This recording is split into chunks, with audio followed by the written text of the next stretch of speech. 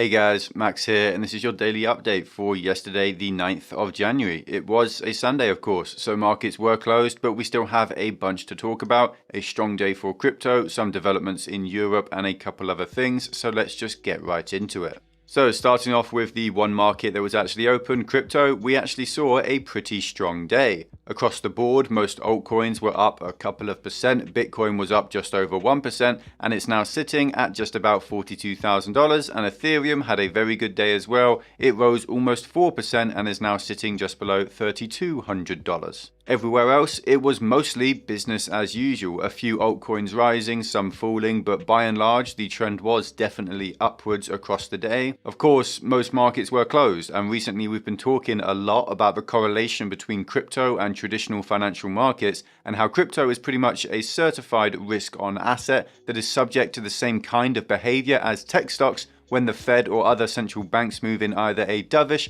or a hawkish direction. Now, it is interesting, to me at least, that the crypto markets were performing poorly all week in line with US equities, and then when it came to the weekend when markets were closed, crypto had a little rally and recovered some of the losses they had earlier suffered. Now, there are two things worth thinking about here. The first is that the crypto markets could start to grow into a precursor behind market sentiment, where they are the first to move as investors get more or less confidence in something like the Fed's policy. And if that is the case, then we might expect a green day for stocks today or Monday. And the other possibility is that the crypto markets really are just a more volatile US equity mirror. But because the crypto markets stay open while traditional markets close, they have sort of a moment of freedom for 2 days every week where they move more in line with the fundamentals behind each coin, how much traffic they're driving, how much use certain networks are seeing, and the like. Now, if this were the case, I would expect to see just that. Crypto markets mirroring the traditional finance space from Monday to Friday, and then breaking free and being a little bit more volatile on the weekends.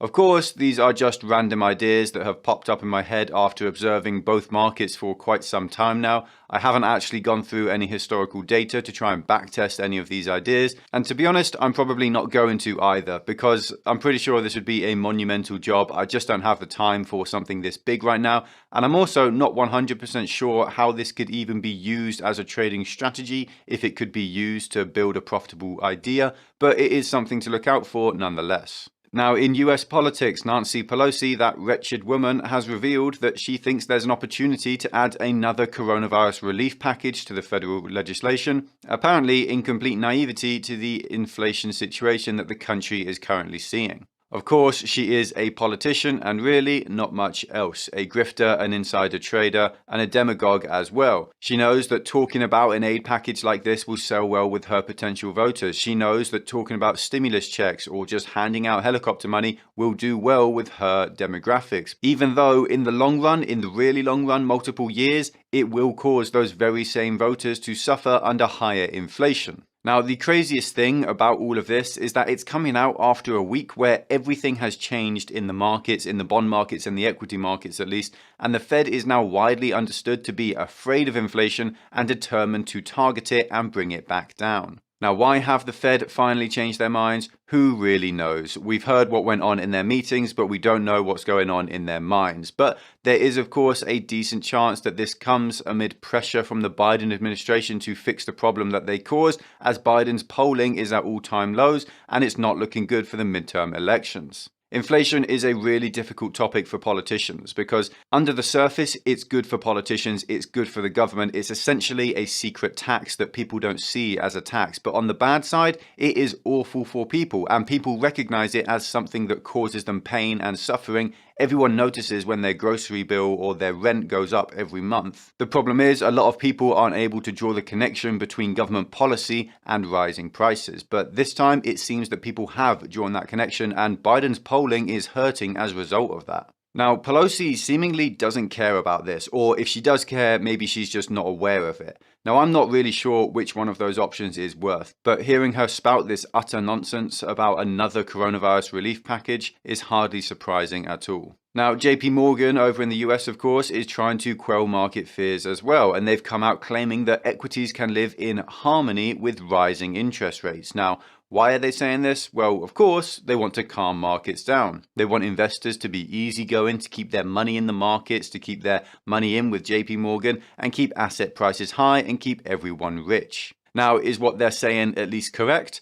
Well, yeah, sort of, a little bit. Of course, asset prices and equities can do well in high interest rate environments, but that's not actually the question at play here. The important factor is that there are a lot of very highly valued companies around right now who have that valuation based on the idea that they're going to double, triple, quadruple, or do even better than that, increase their revenues year over year, their user bases and their profits as well for years into future. And in order to do that, almost all of these companies need capital. And raising interest rates means that that capital is going to be more expensive, so it's going to be harder for them to create this growth that justifies their valuation. It really is that simple, and that's why there are plenty of equities out there that can't just live in harmony with higher interest rates. Traditional businesses, however, value stocks and the like, absolutely can do well with high interest rates, and it's likely that a lot of them will perform well with high interest rates. But even lots of them have a good chance of losing some value when the Fed starts to reduce its balance sheet instead of increasing it, when quantitative tightening happens as opposed to quantitative easing,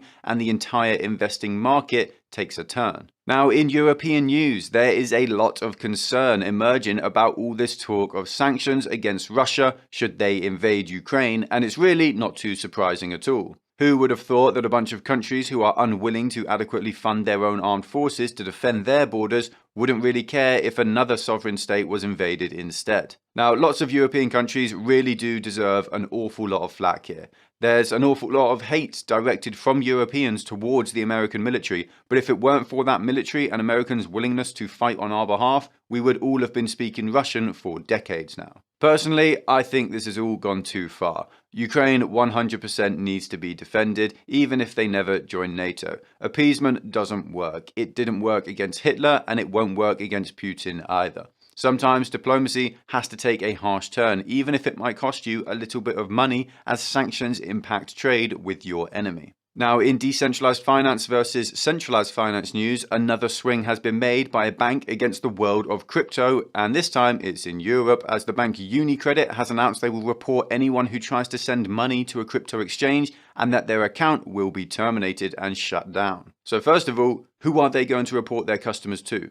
Putting money onto a crypto exchange is 100% legal. It's fine. So I really don't understand what they think that threat is, but it is 100% clear that they intended it as some kind of threat. Now, the second thing here is, why on earth are they deleting these people's accounts? Again, they're doing nothing wrong by using a crypto exchange, and this behavior is just so stupid. If banks want to convince the young people of the world that they can be trusted, punishing them based on their own stupid ideas of what's right and wrong is a great way to ensure that the new generations never trust you. Banning these people from using normal bank accounts is also a great way to ensure that they don't use your services, and if anything, it will just push them further over towards decentralized finance. Now, the stupid thing here is that there was a really easy get out for the company here.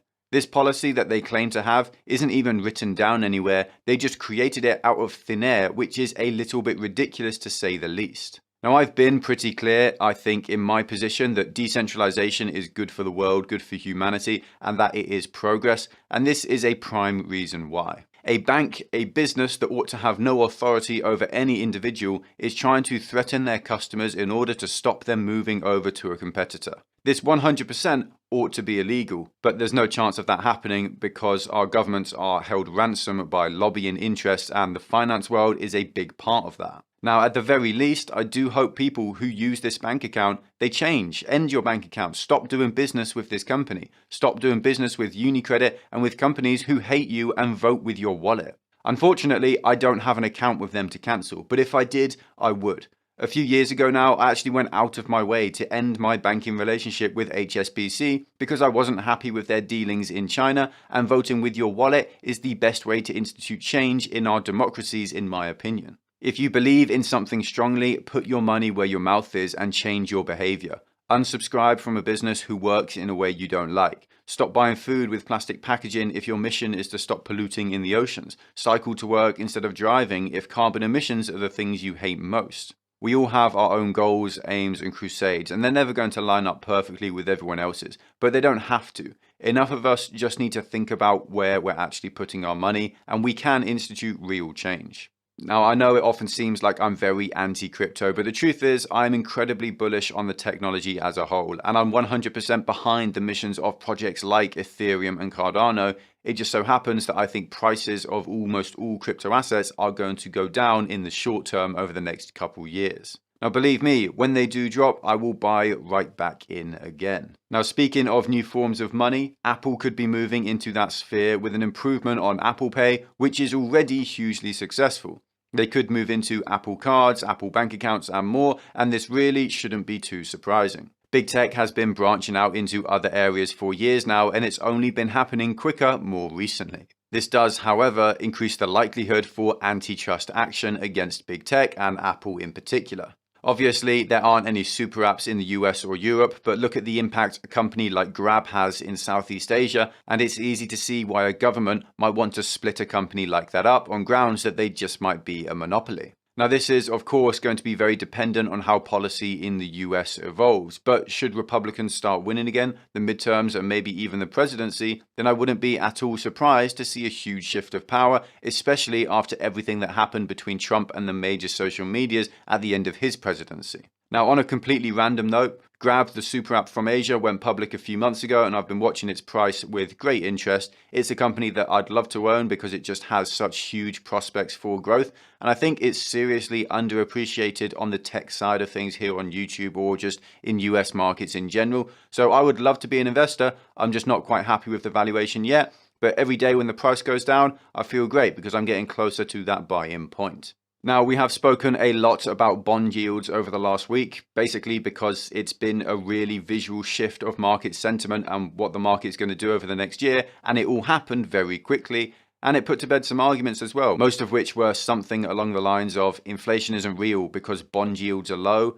Now, for anyone looking for a really good recap of what happened, I'm going to link to a Twitter thread down below that explains it perfectly. Also, if you haven't already, then give me a follow on Twitter. Whenever I see a really high value thread like this one or charts that I think are valuable, I retweet them, I put them out there. And when I do tweet myself, it's usually something slightly controversial or at the very least slightly angry. So it's usually worth seeing as well. Links for both of those will be in the description down below.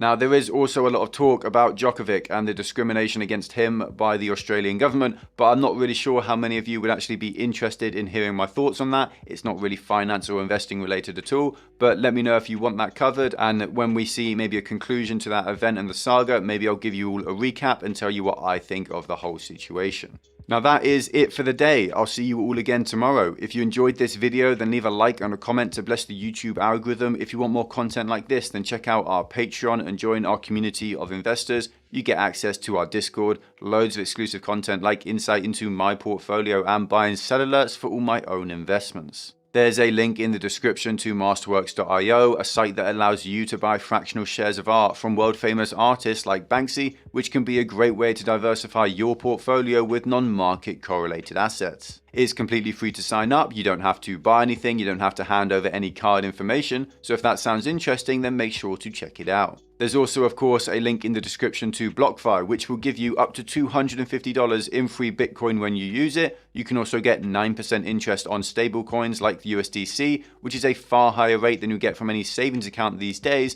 Just make sure not to use Tether. Thank you all for the support, thanks for watching, stay stoic, until next time.